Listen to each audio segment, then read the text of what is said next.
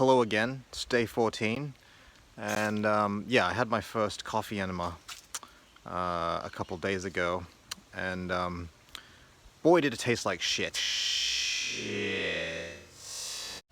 Okay, it's day 14 of the fast, last day, and yeah, I thought I'd celebrate by giving myself a coffee enema. I don't know if you can see that. Yep. So just draining about 800 mils of specially ground coffee into my ass. I'm not a coffee drinker. I'm more of a coffee shelver. I've realized this is my second coffee enema, and I'm a convert. Um, and so today I'm shelving a long black. And coffee enemas are very good because they apparently stimulate the gallbladder and just make you flush everything out. And that's what I found with the first one. And so here I am again on behest of a gut specialist, trying to get my gut bacteria to a better balance after it's sort of falling out of favor. And yeah, I guess day 14's been, oh, that's really intense. I know I said I wouldn't do any more of this, but I think I've clearly got a problem. But what I wanted to talk to you about, in all seriousness, while I give myself a coffee enema, is the importance of purification on the spiritual path. And I find that this is something which is very much missing in the Western way that we're doing things, especially in relation to like plant medicine and all that sort of stuff. Like, if you look at a lot of the yogic practices and a lot of the indigenous plant medicine traditions, there's a lot of purification involved, a lot of fasting. You can't eat this, you can't eat that, no sex, all this sort of stuff. And then when all these traditions arrive in the West, we're like, fuck that shit. I just want to get to the top of the mountain. So everyone's just sort of fucking going gung-ho. And so basically what you get is a lot of toxicity in people's systems, and then they're trying to basically meet God and all that, which, you know, you can get away with up to a point. But for me, because that's how I was doing things, I'm now faced with a situation where I have to give myself coffee enemas because essentially, you know, it's a complicated process, but I feel like what's happened is because I was doing a lot of plant medicine and not enough cleaning or purification practices. It's all come to a head now where now I have to go hardcore into the purification practices. So I think it's really important for people to actually pay attention to how clean their systems are. It's all in there now. Um, just in case you're wondering, it's all inside of my um, uh, and I'm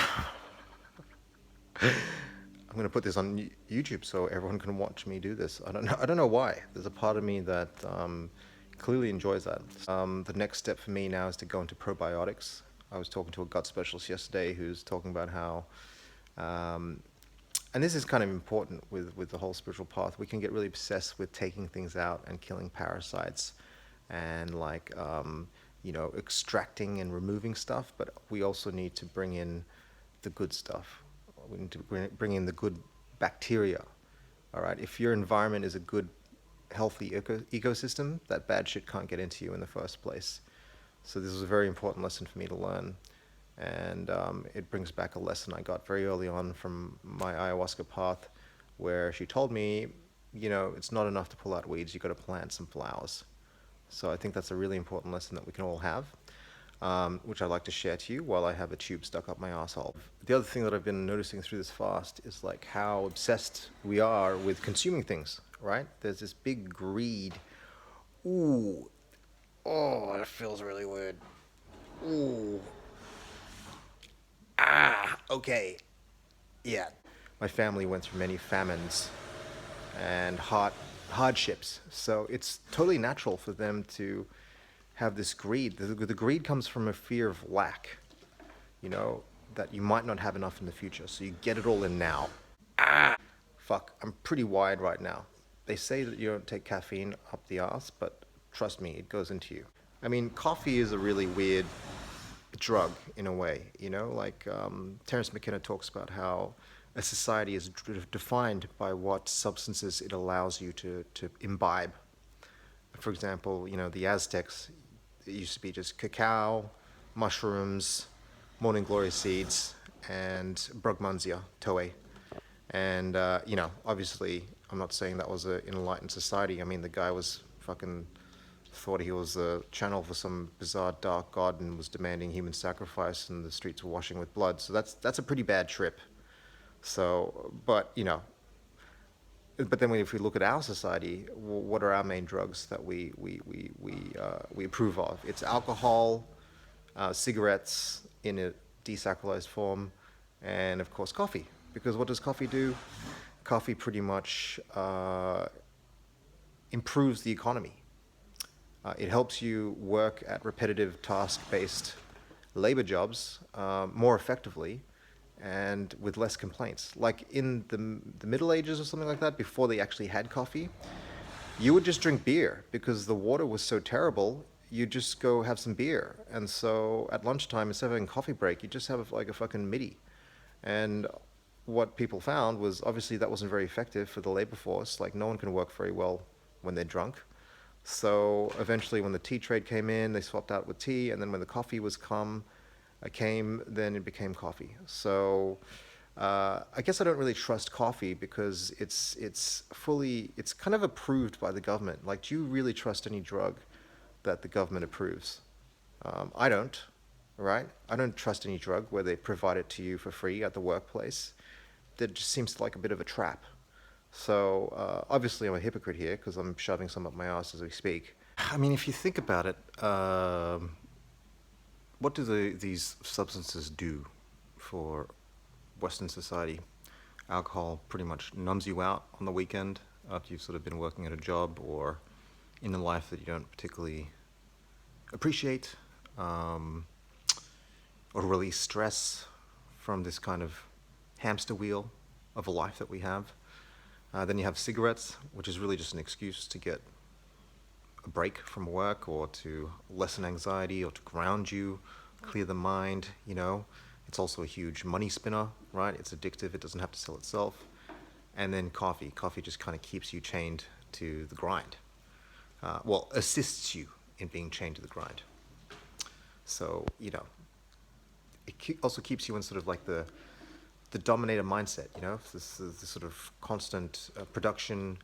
It's a monophasic is the word. It's a very sophisticated word, but it means it keeps you in one very narrow consciousness band, while most other cultures have some kind of substance which takes you out of there, you know, in order to gain information or insight or perspective on the whole shebang. While Western society, those three drugs basically keep you in the same narrow band of monophasic consciousness, so you can pretty much just fulfill the machine, you know, fulfill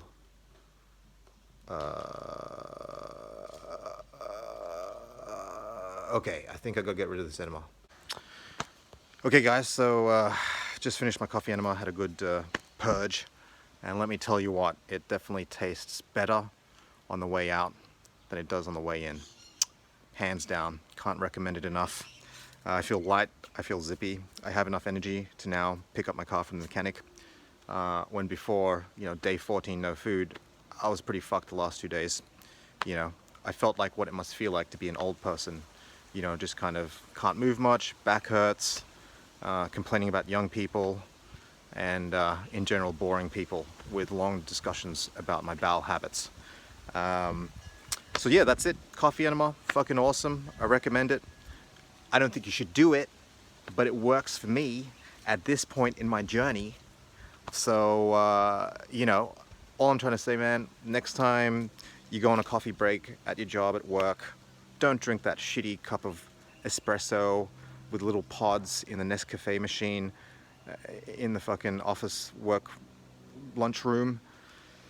Just get an enema kit, hook it up to a chair, lie down on the ground, pull down your pants, get some lube, polish up that nozzle, shove it as far as you can up your asshole, twist the tap, let all that coffee drain into you, and then just have a nice mundane chat with your coworkers about how your day's going.